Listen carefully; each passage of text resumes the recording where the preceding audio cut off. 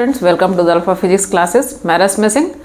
आज आप लोग को जो टॉपिक पढ़ाने वाली हूँ वो है टाइप्स ऑफ रेस्पिरेशन। रेस्पिरेशन मैंने आपको पढ़ा रखा है। अगर आपको वो वीडियो चाहिए तो आप हमारे चैनल से वहाँ से देख सकते हो। अगर आप रेस्पिरेशन सर्च करोगे द अल्फा फिजिक्स क्लासेस तो आपको वो टॉपिक मिल जाएंगे। आज जो मैं आपको पढ़ाने वाली हूँ वो है हमारा टाइप्स ऑफ रेस्पिरेशन। पहले आपको ये समझना है कि रेस्पिरेशन क्या होता है। तो मैंने आपको बताया था जो हमारा खाना होता है, फूड से एनर्जी में कन्वर्ट होना, that process is known as respiration.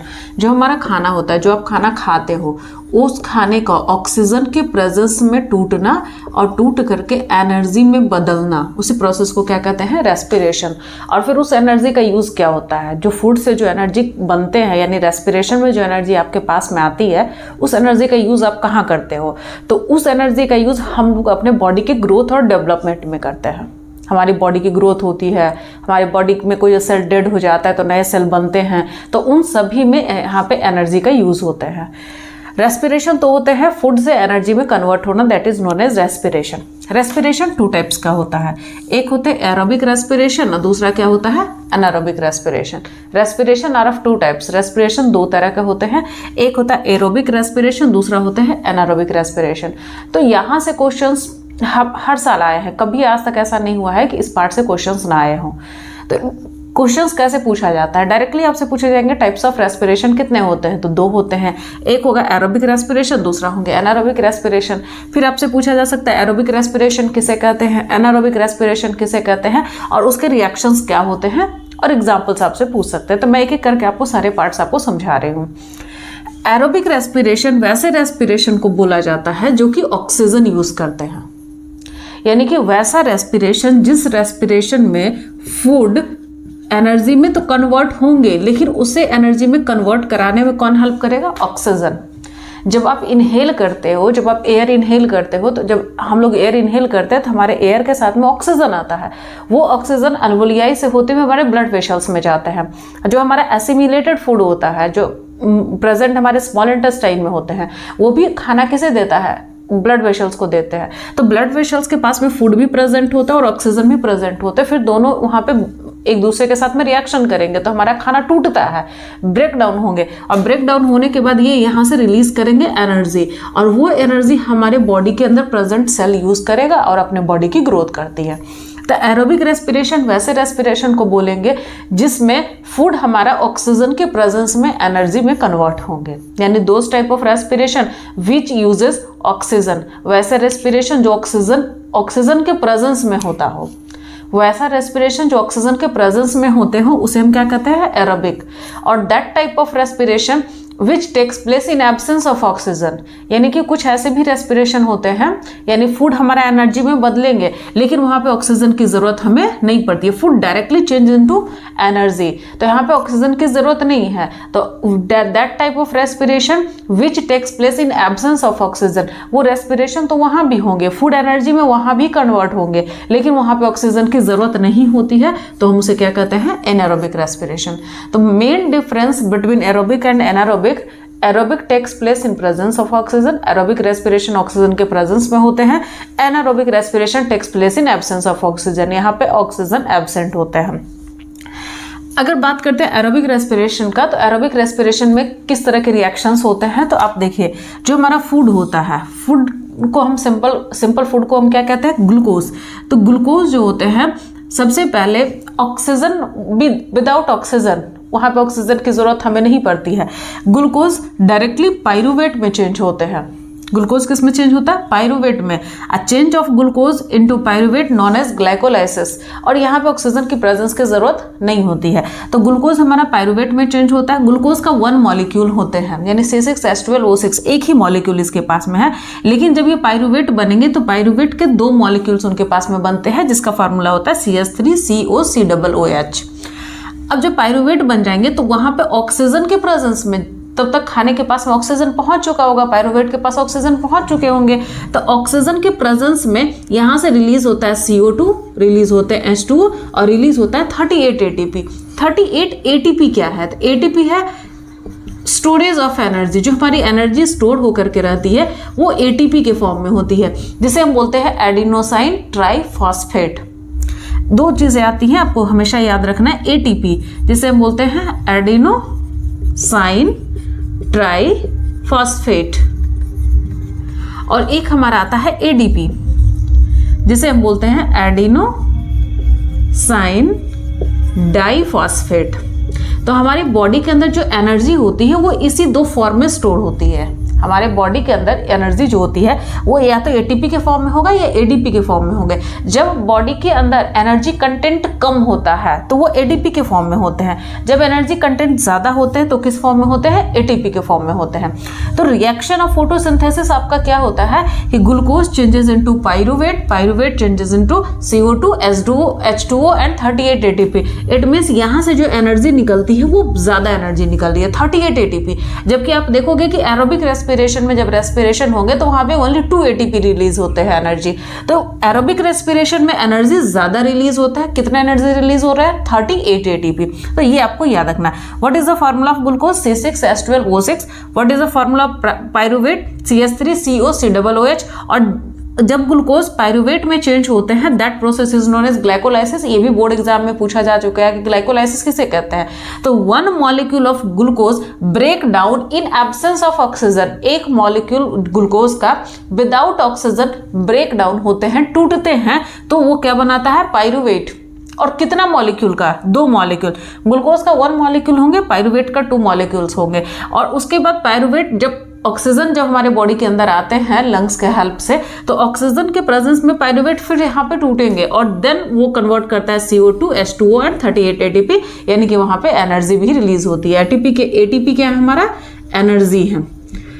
अब एरोबिक रेस्पिरेशन कहाँ होते हैं, किसी भी ऑर्गेनिज्म के अंदर एरोबिक रेस्पिरेशन कहाँ होता है, तो याद रखिएगा माइटोकॉन्ड्रिया।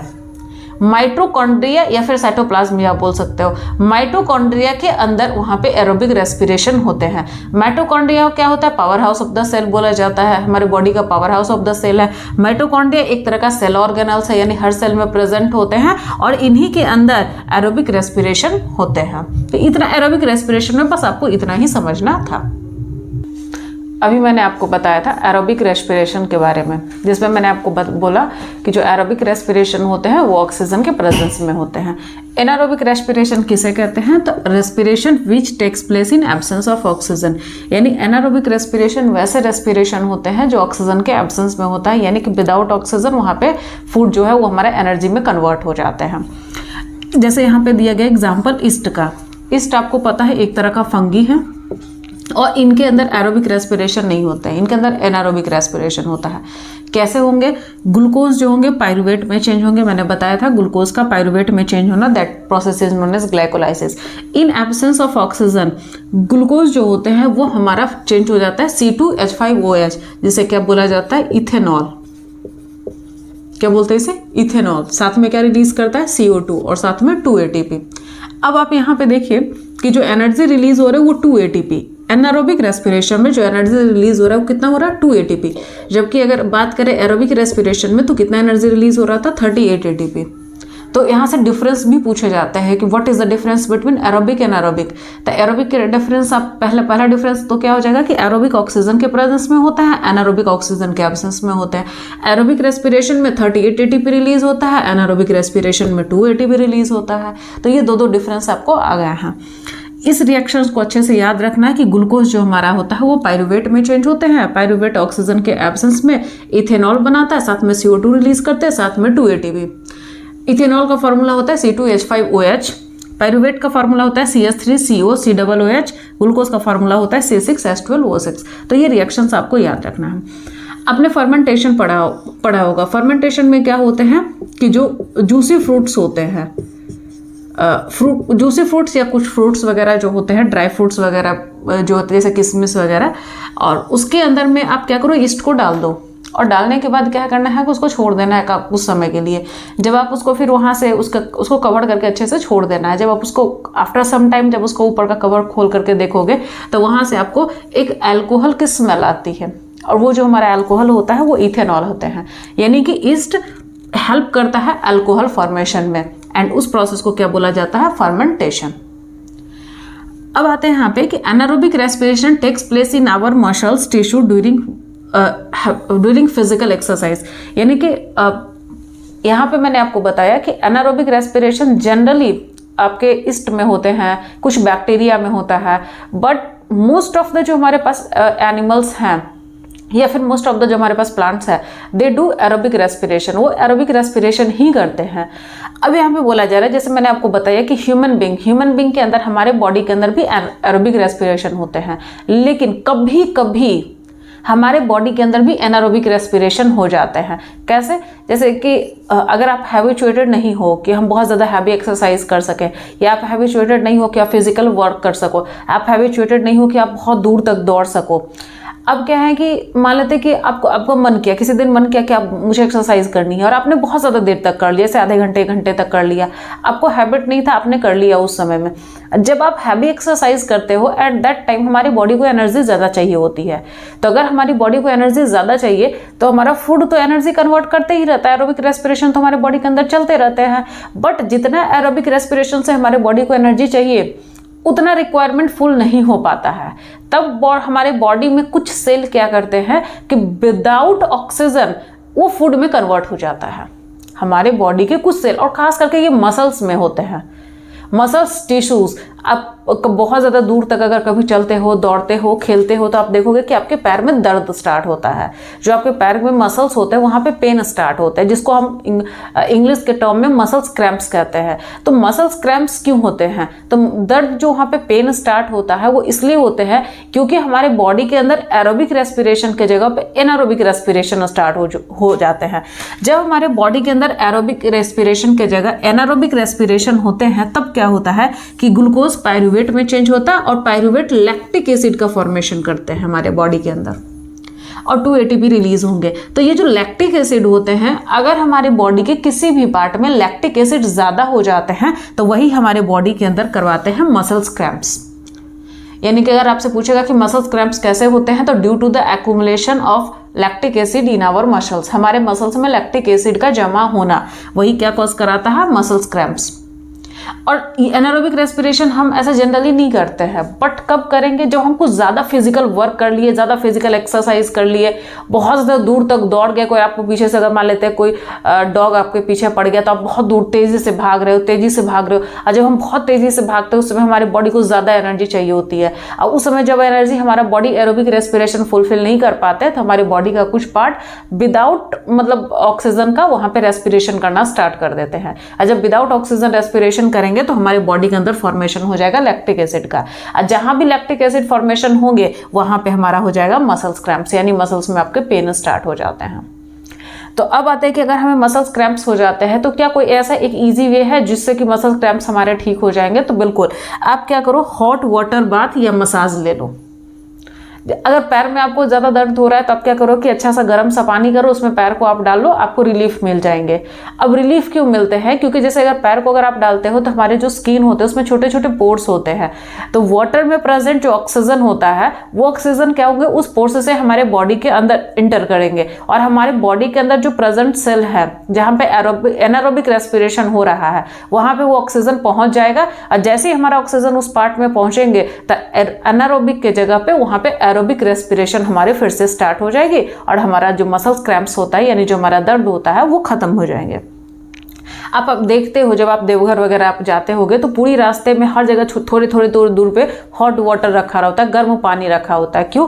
क्योंकि जो लोग पैदल देवघर जाते हैं वो क्या होता है कि कभी भी उनके मतलब उनको ऐसे हैबिचुएटेड नहीं होते हैं कि वो जाएंगे मतलब उतने दूर तक पैदल जाएंगे, तो जब वो उनकी आदत नहीं होती और अचानक से वो चलते हैं तो उस समय उनके बॉडी को एनर्जी ज़्यादा चाहिए होती है, तो दैट्स वाई फिर क्या होता है हमें मसल्स क्रैम्प्स वहाँ पे हो जाता है। तो जैसे पानी में आप रखोगे पैर, आफ्टर सम टाइम आपको थोड़ी सी रिलीफ मिलती है और आपको उससे आराम मिल जाता है। तो एनारोबिक रेस्पिरेशन ऑक्सीजन के एब्सेंस में होता है। एग्जाम्पल ईस्ट का आप याद रखोगे, ईस्ट में जो होता है तो ईस्ट इथेनॉल का फॉर्मेशन करते हैं, जबकि अगर हमारे बॉडी के अंदर अगर एनारोबिक रेस्पिरेशन होंगे तो वो लैक्टिक एसिड फॉर्मेशन करेंगे, और लैक्टिक एसिड क्या करवाते हैं, मसल्स क्रैम्प्स। अगर इससे ठीक होना है तो हॉट वाटर मसाज या हॉट वाटर बाथ आपको लेना पड़ेगा। मैंने आपको एरोबिक एनारोबिक रेस्पिरेशन दोनों मैंने पढ़ा दिया है। अब यहाँ से क्या है कि एरोबिक और एनारोबिक रेस्पिरेशन का डिफरेंस मैं बता देती हूँ, क्योंकि बोर्ड एग्जाम में डिफरेंस से बहुत बार क्वेश्चंस आ चुके हैं। अगर एनारोबिक रेस्पिरेशन बोला जाता है तो takes place in presence of oxygen. Aerobic respiration oxygen के प्रेजेंस में होंगे, एनारोबिक रेस्पिरेशन ऑक्सीजन के एब्सेंस में होंगे। ये फर्स्ट डिफरेंस है। दूसरा, एरोबिक रेस्पिरेशन में complete break down of food होता है, यानी कि जो हमारा खाना होता है वो चेंजेस कंप्लीटली इनटू एनर्जी। यहाँ पे जो हमारा खाना है वो कंप्लीटली एनर्जी में बदलता है, जबकि यहाँ पे पार्शियल ब्रेक डाउन होता है, यानी हमारा खाना पूरा का पूरा एनर्जी में कन्वर्ट नहीं होते हैं, आधा कन्वर्ट होता है, पार्शियल ब्रेक डाउन होते हैं। एरोबिक रेस्पिरेशन में जो हमारा इंड प्रोडक्ट है, मतलब रेस्पिरेशन तो हम एनर्जी के लिए करते हैं, लेकिन एनर्जी के साथ में भी कुछ तो प्रोडक्ट्स निकलते हैं। तो एरोबिक रेस्पिरेशन में जो इंड प्रोडक्ट्स होते हैं वो हमारा होता है CO2 और water, and formula of water is H2O। अगर बात करें हम एनारोबिक रेस्पिरेशन में, तो एनारोबिक रेस्पिरेशन में भी एनर्जी रिलीज होती है, बट उसके साथ में भी कुछ प्रोडक्ट्स निकलते हैं, जैसे कि ईस्ट में क्या क्या निकलता है, C2H5OH and CO2, ethanol and carbon dioxide. Animal muscles में क्या निकलते हैं, लैक्टिक एसिड। एरोबिक रेस्पिरेशन में जो एनर्जी रिलीज होते हैं वो कितना होता है, 38 ATP। एनारोबिक रेस्पिरेशन में जो एनर्जी रिलीज होते हैं वो होते हैं 2 ATP। इट मीन्स दैट इसमें ज़्यादा एनर्जी है, इसमें कम एनर्जी है। एक पॉइंट और भी आप ऐड कर सकते हो कि aerobic respiration takes place in mitochondria. Aerobic respiration कहाँ पे होते हैं, माइटोकॉन्ड्रिया में होते हैं, जबकि एनारोबिक रेस्पिरेशन कहाँ होते हैं, साइटोप्लाज्म। तो इस तरह से आप इसके डिफरेंस आप याद रख सकते हो। एरोबिक रेस्पिरेशन ऑक्सीजन के प्रेजेंस में, एनारोबिक एब्सेंस में, complete breakdown, partial breakdown, end product CO2 and water. End products yeast में इथेनॉल और कार्बन डाइऑक्साइड, और एनिमल्स के अंदर लैक्टिक एसिड। एरोबिक रेस्पिरेशन कहाँ हो रहा है, माइटोकॉन्ड्रिया। एनारोबिक रेस्पिरेशन कहाँ हो रहा है, साइटोप्लाज्म। तो यहाँ से हम ये डिफरेंस यहाँ पे आप लर्न कर सकते हो। अगर आपको हमारा चैनल अच्छा लगे और तो अपने फ्रेंड्स के साथ में, अपने दोस्तों के साथ में इसे शेयर ज़रूर करें and subscribe my channel. Thank you so much.